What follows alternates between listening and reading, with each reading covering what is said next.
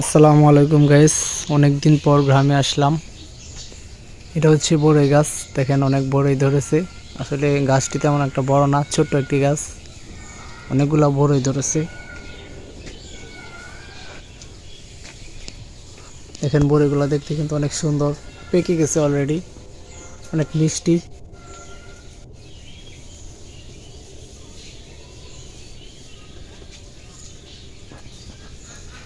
মানে বড়ইগুলা দেখে খেতে মন চাচ্ছে, কিন্তু খেতে পারবো না, কারণ রোজা অবস্থায় আছি তো।